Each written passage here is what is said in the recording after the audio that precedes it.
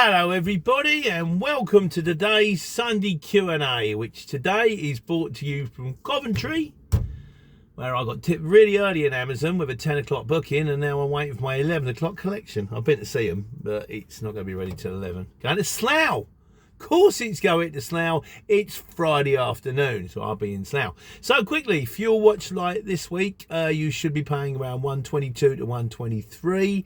They're looking to go up next week, so if you get the chart, hopefully you will, if you read the news and stuff like that, it's everything's all back on over in the Middle East, so you can guarantee prices are going to go through the roof again, which is a bit of a drag in it really, but hopefully you've all filled up. And what you're going to do, you save money for a week or you don't save money for a week. It is what it is. It is a cost, isn't it, really? So on the introduction this week, Godzilla says, have a good holiday. Yes, it's hot. It's hot. It's hot here. It was hot in Spain. In fairness, I managed to swerve a bullet because I came back from Spain on Monday when it was 30 odd degrees, and the day I flew back the next day it went up to 40 odd degrees.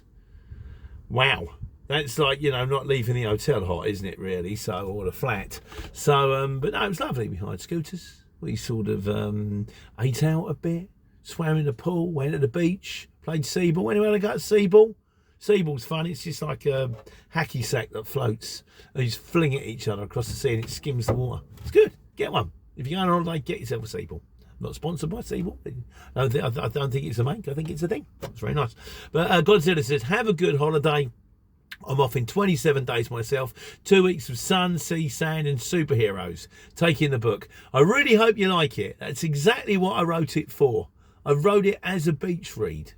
I started off writing it to be one thing, and it kind of turned into another, as these things often do. But I like it. It's not quite the heavy weight of sort of hero's journey tragedy that was sort of Hello, Shall I Go On, Mum, or that Take Care, Take Money is. But at the same time, I enjoyed it. I wrote it and I reread it, and I thought to myself, if I bought this book to go away on holiday and read it on holiday, I'd finish it and go, I enjoyed that. That was good. Ain't War and Peace, but don't want War and Peace, do you? You're on holiday. Enjoy yourself. So, right. So, question of the week. A bit bizarre question of the week this week is from Jack Hugh. He says, we talk about trucks, and he says, hello mate, I love Scania. Not much of a question of the week, you might think, but it's sort of like my favourite letter in from Viz. Once he said, I have a pet hamster. Do any of your readers have pets? And it was letter of the week, winner, £5. I used to love this. But I'm going to speak to them now. So it's more a wise guy seeing this. What do we think of Scanias?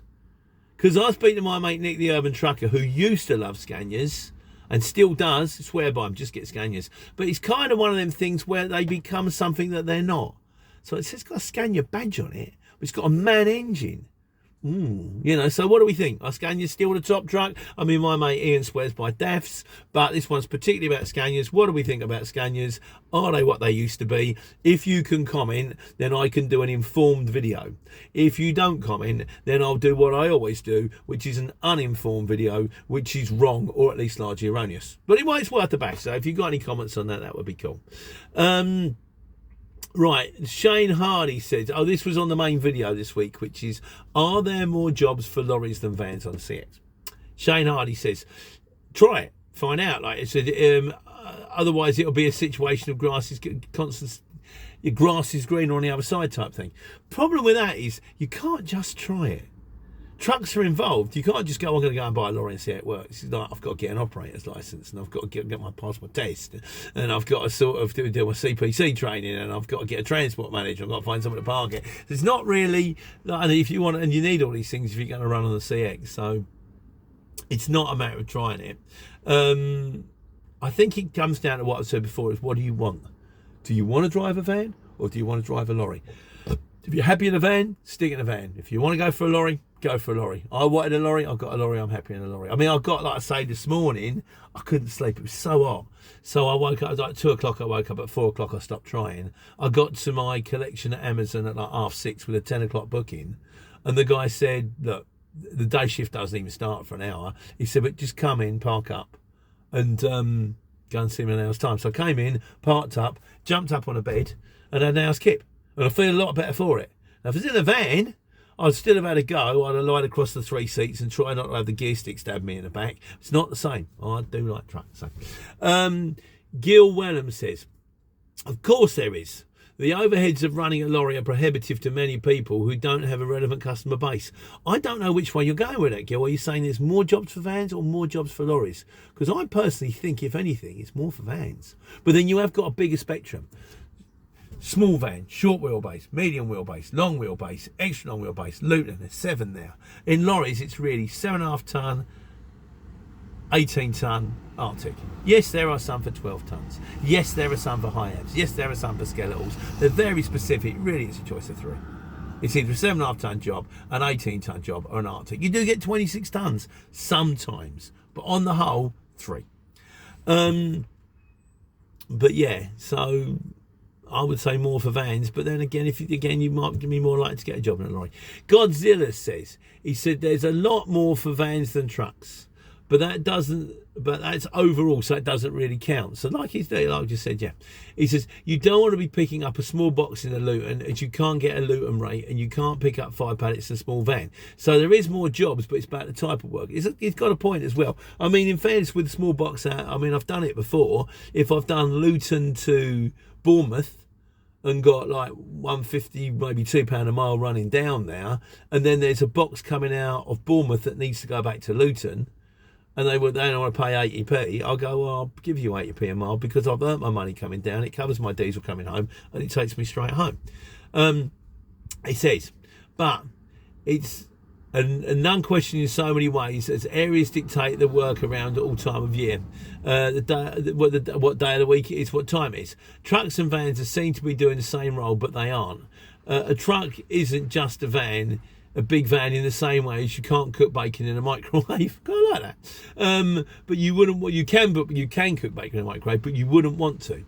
A truck is 10 levels above a van in hassle, cost and commitment, and it's easy to get drawn into the idea of a 200 quid job, but do a couple of those a day, and it's 2 months off to soak up in the sun in the Bahamas, and all that's lovely money. Yeah, it's not quite, isn't it, really? I had 4 days off in Spain, and that's the first holiday I've had in 6 years, but I know what he's saying. It is a completely different kettle of fish. So are there more jobs on the exchange for vans and trucks? Probably yes. But like the man says, the spectrum is much broader. And at the end of the day, it's not really about the job. It's about what do you want to do? It's all about you. You do you. You work it out. Which takes us to Fuel Watch. We haven't got a lot this week. I was going to do another one. That was one thing I did think. You know, I said about is there more jobs for vans? I do occasionally do live bidding on the CX. Thing is, on my prescription, I wondered about this. On my, what do you call it? Subscription. I can only see jobs for lorries. So there'll be someone out there who can only see jobs for vans. Now, it's a bit complicated, but we could do a collaboration.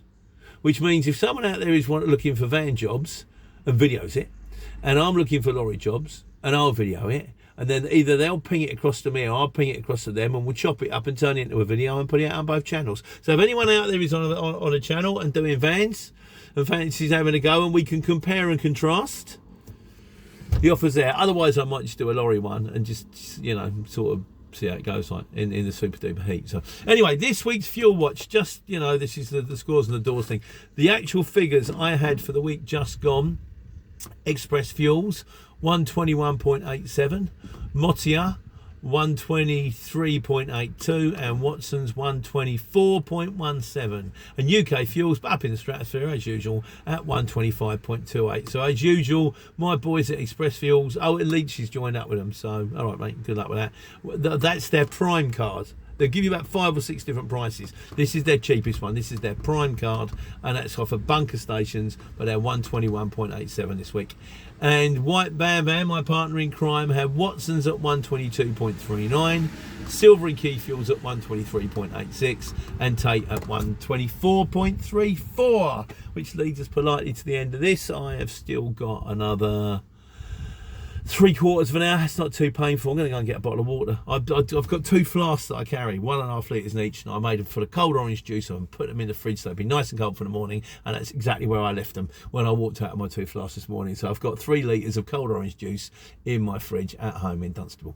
Brilliant. I'm going to get a bottle of Evian. I guarantee it'll be boiling within the next 15 minutes. So I hope you guys aren't too hot. I hope you're surviving the heat, and I hope you are taking care and taking money.